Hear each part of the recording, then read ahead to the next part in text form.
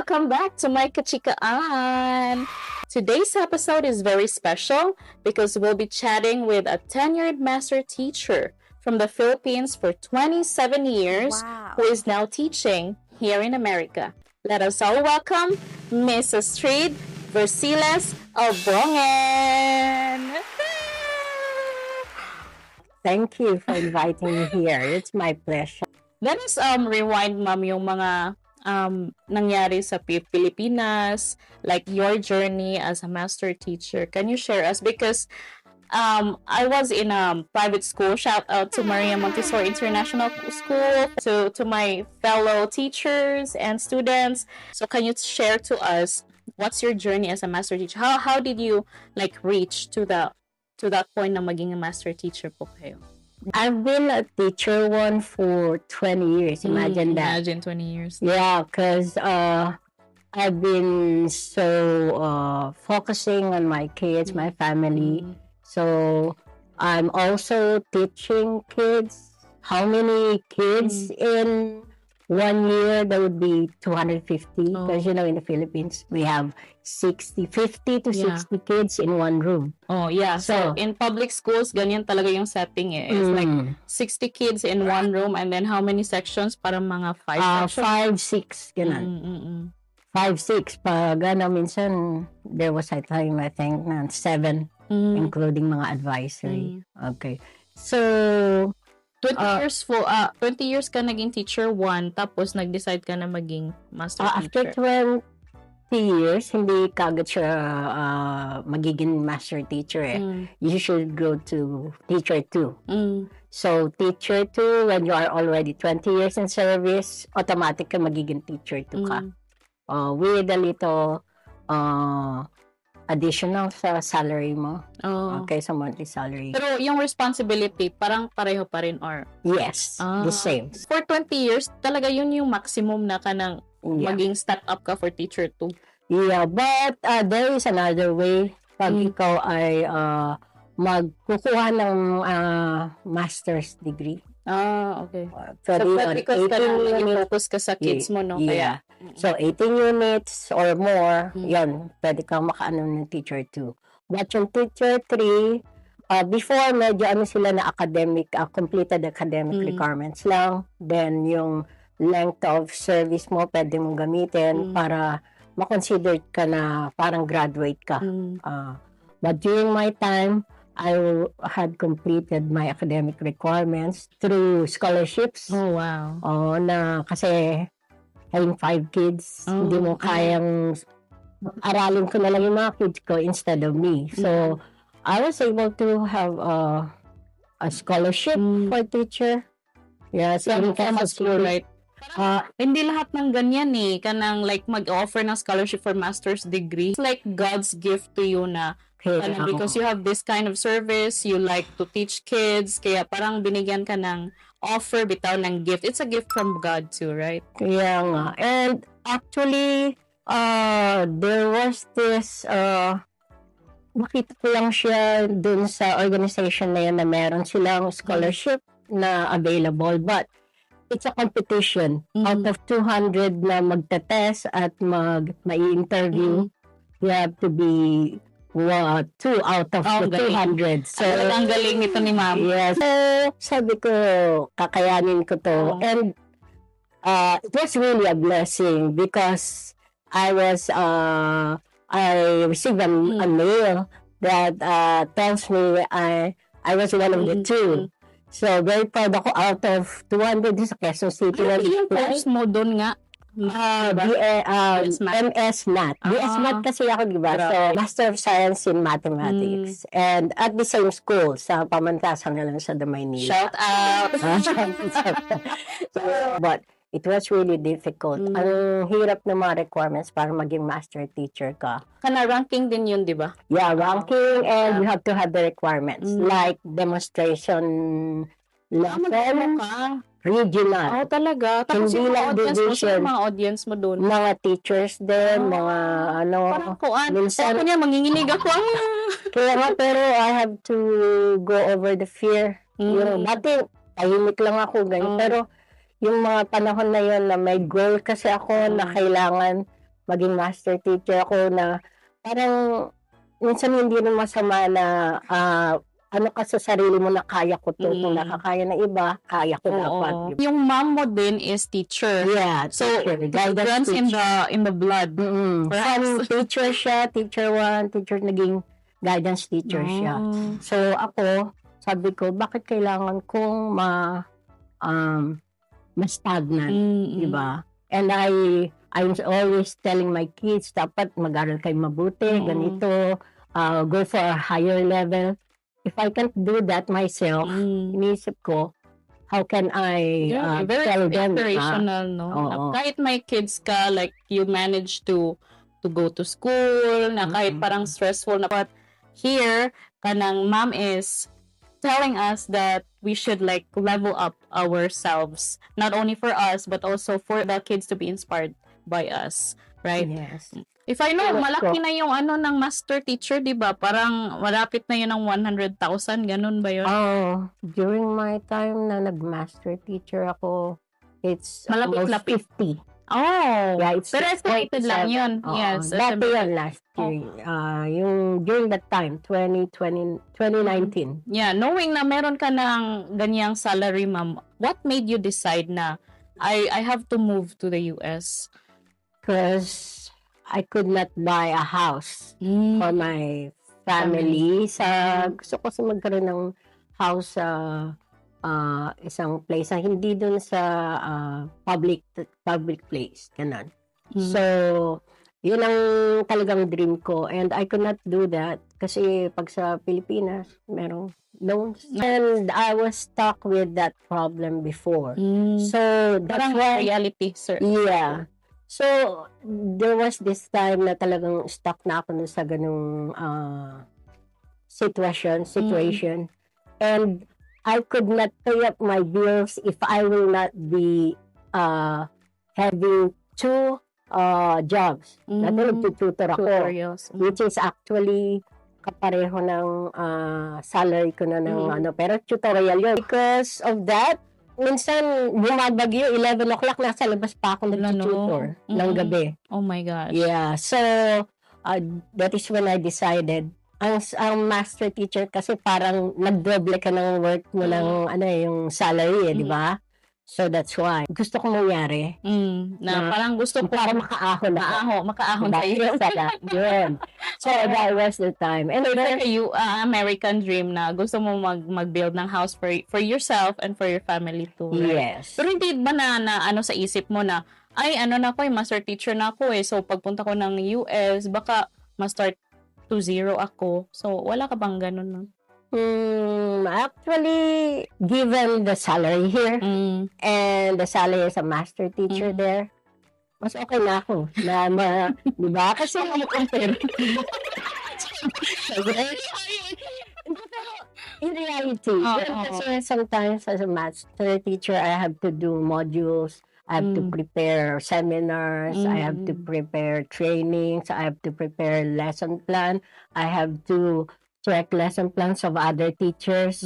I have to observe teachers. I have to have some paperwork, something like that.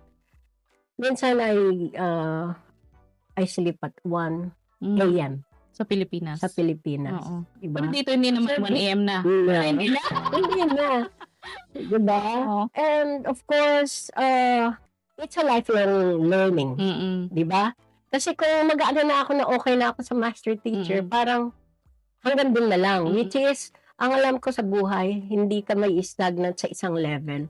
Pwede kang mag-level up. I want to achieve more than what I achieved last year. Ganun na lagi kong I am not comparing myself to anyone else. I compare myself today to the past me. I'm comparing, I want to be something different than what I am now. Para makita na merong pagbabago. Kasi, it's a nice attitude na hindi mo i-compare yung self mo sa iba, but you compete with your own self because you would know na you will have growth and progress if you compete with yourself and not to others because that's being envy. Envy is not good. Yes. Right? And when I came here, of course, you go back to zero kasi ibang-iba talaga. There were times na syempre, ano ba yung pinasok ko, ganyan. Question mo Pero, yourself mo. Oo, kumbaga, minsan may iiyak ko na lang, gusto mong pumunta sa CR lang kasi gusto mo lang umiyak sandali, tapos balik ka na, ito na yung reality, di ba? Kasi ganun eh, kailangan mo pa rin mag-tour, huwag mong pababayaan yung mga student na nasa ano. So, to me, you cannot learn unless you empty yourself. Ibig sabihin, empty your cup. Yes, very nice. Kasi, pag hindi mo i-empty yung cup mo, hindi mo na matatanggap yung iba pa. So here, I saw that the admins, yung mga admins natin, ang galing ng admins ito, grabe.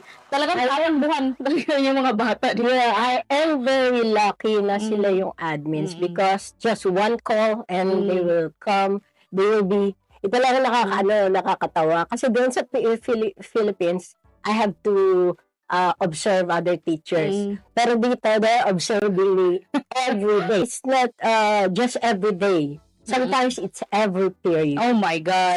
So, ako, it's so hard na parang ano mo yung self mo every period, di ba? Na parang it's your best self. Pero pwede magpahinga muna, di ba? Oo. Pero siya, kasi, di ba, master teacher, sanay ka lang lagi kang pinapanood. So, okay lang sa akin. Pero, tinanong ko yung principal, sabi ko, am I doing something wrong? Kakagana kasi you're always observing me. And then sabi, no, I just like how you manage the kids, how you teach. I just want to see how you do it. Yeah, and I remembered na because of that, you were able to train the locals too, right? Yeah. Proudest moment here. It's a proud moment for us. Yeah. And Pinoy na nagtuturo or nagtitrain sa mga locals. Yeah, that was my proudest moment na I'm a new teacher actually, just 2 years in that school, and yet I am training teachers this way. O diba? So, talagang proud ako sa sarili ko. Oh, you are one step higher than last year, Of diba? course, no. May mga pictures na tayo nun. Videos, diba? Meron yung tumatawa pa sila pag kasi yun nga. So, ano po yung advice mo sa mga all the master teachers na parang nagdi-dream of teaching here in the US? My advice is, first, they should consider their family. So, I had a chance na pwede sana, but my kids were really so small. I chose my family more than being in the US. So, they should be ready, you should be ready. And next thing is, you should, being a master teacher, yun nga, di ba? Mataas talaga ang magiging expectation mo sa sarili mo doon. And pagdating dito, you will not have that, sabihin nating saya na ganun pa rin ang tingin sa'yo dito. Sometimes may iisip mo, parang bumaba nga ako sa zero or ganun. Pero, but if you have that positive thinking about change, then just go for it. Kasi dito, it's cultural exchange. Meaning, makikita mo yung culture nila. You will learn their culture, and at the same time, you should share your culture to them. And of course, you should teach them what they should know na hindi na i-share ng mga taga rito rin. Kasi they don't have something different to share. Tayo meron. So, yung mga students, there was this recommendation from Dr. Jones before. Shout out. Yeah. Si Dr. Jones recommendation siya, ang sabi, she takes care and cares for her children the way no teacher had ever cared for them before until her. Alam mo, parang naiyak ako dun sa ano niya kasi ibig sabihin, he is interviewing kids. And asking them what they think about us. Diba? So, like a mother figure talaga na who cares and nurtures kids not only to teach math but also care for their well-being. Yes. And that is from what I learned in the Philippines. So, what I can say is that whatever you were doing in the Philippines, if you think it worked best for your kids in the Philippines, do that here. If there are some things that are different, like, alam mo naman ng mga bata dito ay hindi sila sanay sa ganon, you have to at least give this, dapat kasi yung sarili mo disiplinado rin eh. And dapat at the first day, yun. First day of school, ipakita mo sa kanila ang sistema na hindi yung parang ikaw ay nanguhula. They like it like systematic. Like whatever you do, you step by step. You tell them when they come in, you should be there. They should get their things. They should get all the materials. They cannot be talking while you're talking. Start strong, right? Start strong. Like, nandun ka, first day of school, give them all the list that they have to remember, all the steps that they have to do inside the classroom, and everything will be fine. Correct. Right? Yeah. Before we end, Ma'am, ano po yung message mo to everybody? And you can also give shout-outs. Shout out sa lahat ng mga nakakaalala sa akin dyan. Remember me! Yeah, shout out sa aking mga kids. I always talk to them, to my family, to my loved ones, di ba? Sa lahat ng mga teachers, hindi madali ang makarating dito. Mas hindi madali na manatili dito. At ang isa na dyan, syempre, malalayo ka sa pamilya mo. So, what I can say is that if you have your goals, once you're here, you always ask yourself, why? Why am I here? Balik ka lagi doon. Then, lilipas ang panahon, parang normal na lang sa'yo, nag-work dito, and then, in time, yung goals mo, mamimit mo. Yeah. Yun na. So, the thing that I can say is that remember your why. Why do I have to teach in a faraway land? Diba? Remember the why of your life. Thank you so much, Mama Astrid, and thank you to everyone.